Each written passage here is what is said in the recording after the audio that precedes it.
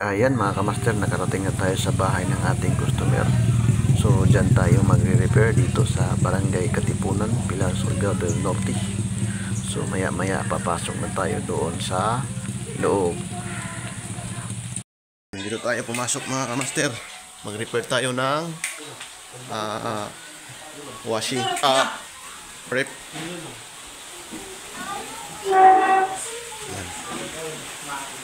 Ito yung i-repair natin.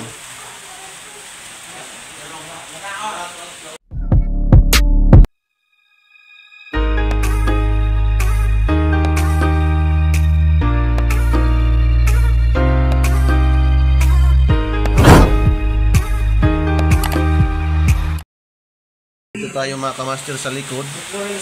So tingnan natin kung may leak. So parang wala namang butas. Ano, tanggalin natin yung board, parang may ngat-ngat daw na wire.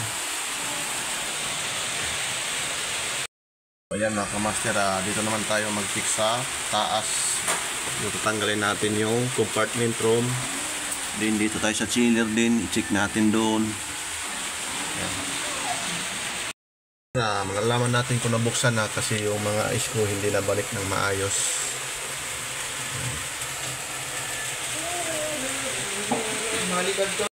Mga kamaster, nabuksan na natin. So dito nag-yellow siya, oh. Then okay naman yung pan kasi umandar. So i-check natin yung sensor. Yan.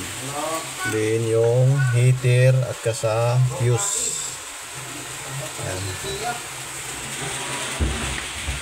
So itong ice, para mabilis matanggal, pwede ka magpakulo ng tubig,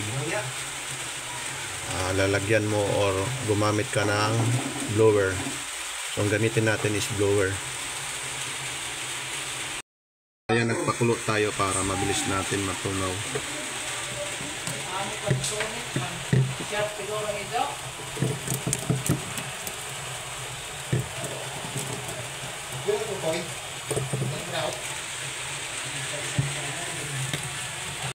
Master, ito yung sensor, dapat may makuha tayo na 2 ohms.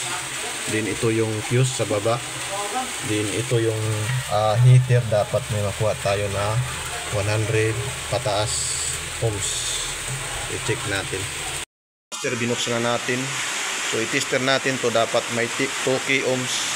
Then ito yung fuse, dapat may buzzer or kahit hindi buzzer. Yan.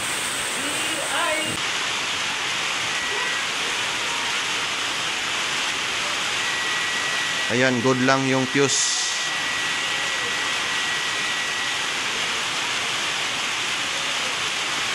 Baka ito yung problema. Yung ano, dapat may 2 ohms to eh.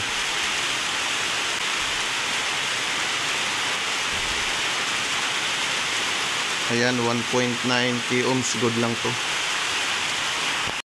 Ayan, binuksan na natin mga kamaster yung thermostat control niya. Kamaster, ito yung sa thermostat, kinalawang na, oh.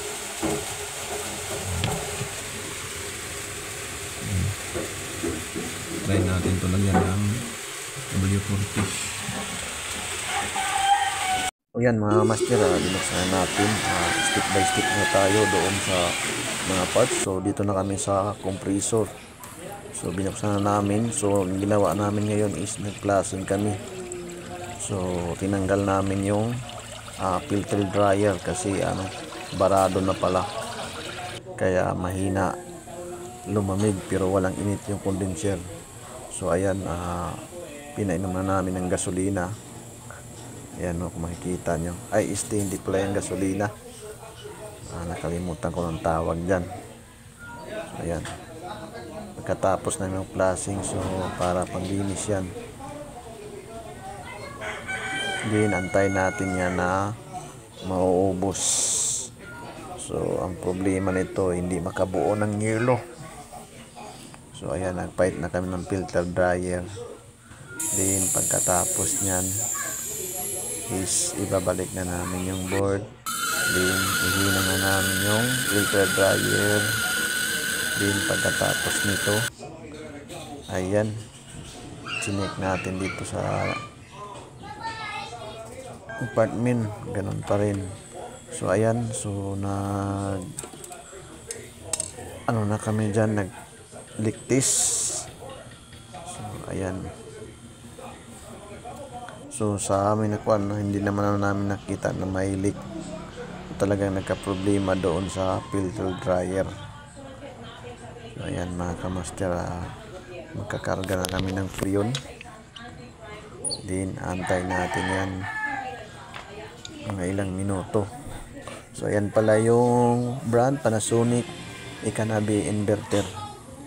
So ayan, pagkatapos namin magkarga, so nilagyan natin yan ng tubig para i-observe natin kung lumalamig ba yan.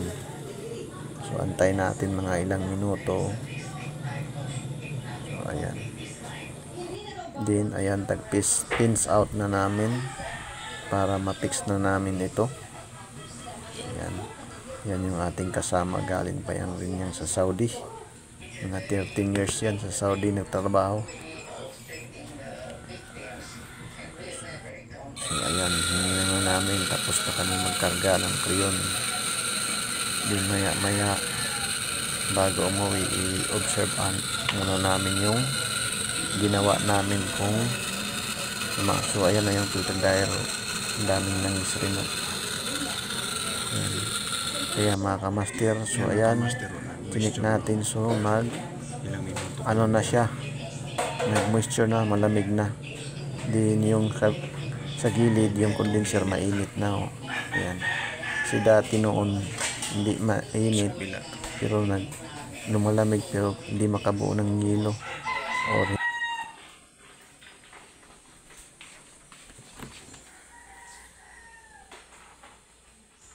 ayan mga kamaster, nagpasin tayo ng video sa ating customer.